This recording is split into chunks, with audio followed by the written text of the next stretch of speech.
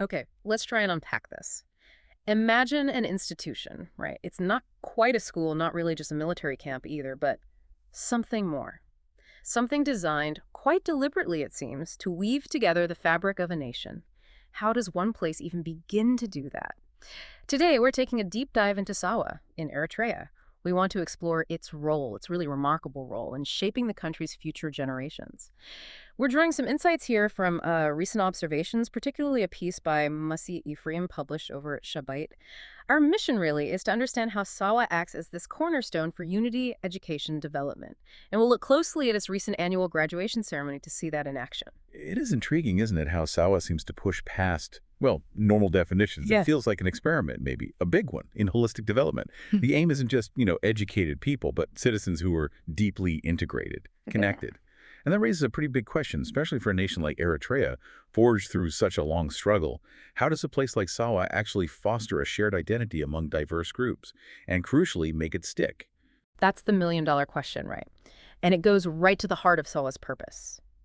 From what we're seeing, it's not just about physically putting people together. It seems much more intentional, about building a common ground. Hmm. Fundamentally, Sawa has this dual role. Students finish their secondary education while also doing military training. Simultaneously. Exactly. And it's not optional, it's foundational.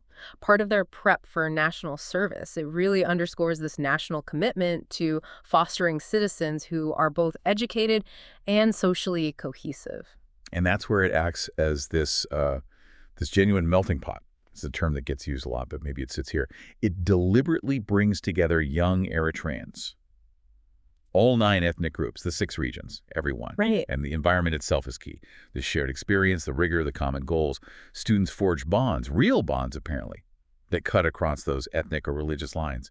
It's trying to actively build that spirit of national unity, make it central, shaping a harmonious generation from modern Eritrea. Yeah, and that focus, that unity and shared experience, it was really visible, very vivid at the recent graduation, the 37th round. This was July 12th. Thousands of young Eritreans completing the program. The big event. Huge. President Isaias Afwerki was there, high-ranking officials, military brass. It kicked off with a very solemn moment. Silence. Honoring Eritrea's martyrs. Followed immediately by this crisp, unified military salute from all the graduates. Powerful start. And looking at the details of the ceremony, you see how carefully they blend discipline with, well, cultural expression. There was this really captivating artistic show. Yeah. A choir, maybe 20 trainees, performing national songs in Tigrinya, Arabic, and Bedouin. So multiple languages right there. Exactly. Showing that art and culture are right there alongside the academics and the military stuff. And then the parade, the graduates themselves, Yeah. just awe-inspiring, apparently. Perfect Yeah. harmony, discipline, that synchronized march, with the marching band. It visually hammered home Sawa's ability to bring together all these diverse groups into one force. Okay, and here's where, for me, it gets really interesting. The symbolism. The parade wasn't just marching, it was telling a story. Visually. You had 5 blocks for the 5 Sawa military units. Okay, standard enough. But then 5 other blocks formed specific shapes, each loaded with meaning. A camel. The symbol of the freedom fighters, the national emblem now. Right. Deep historical roots there. Definitely. Then a tank for the ground forces, a ship for the Navy, an aircraft for the Air Force, and then a dove. Peace. Explicitly linking the armed forces to a commitment to peace. It's like a whole visual narrative about Eritrea's identity and defense posture. It absolutely reinforces this idea that Sawa is, well, more than just a training base. It's framed as this unique extension of the entire Eritrean education system designed to instill these core values. And after that military precision, the celebration continued. More diverse artistic performances, 11 songs apparently in all the Eritrean languages. All of them, wow. Yeah, and dances from the 9 ethnic groups, again reflecting that national tapestry. Plus, this big calisthenics display, around 260 trainees dressed in the flag's colors, doing complex choreography. It's all very deliberate, celebrating and reinforcing that shared culture. Okay, so we see the results, the unity, the discipline, the cultural displays. But how does Sawa actually do it? What's the process? Colonel Debesay Ghide, he's the commander there, gave some details. He talked about the year-long program, intense focus on psychological resilience, morale, physical fitness. The whole person, essentially. Seems like it. Integrating the 12th grade academics, political education, and then all the military training. And that military part is broad. Huh. Practical exercises, marching tactics, discipline, even bodybuilding and athletics. It's comprehensive. And Colonel Debesay pointed out something significant demographically. This year, for the first time, girls actually outnumbered boys, 50.4%. That is interesting. A shift. Yeah. And he confirmed the timeline for this cohort, August 24th, 2024, right through to July 12th, 2025.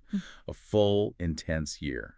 President Isaias, in his keynote, he congratulated them, obviously, but he also really pushed them, urged them towards higher academic achievement, getting more knowledge, professional skills. He framed those as, like, critical components, multiplying factors for the country's progress. So it's not just about the Sawa year, it's a launch pad. That seems to be the message. And reinforcing that, the ceremony included awards, recognizing excellence.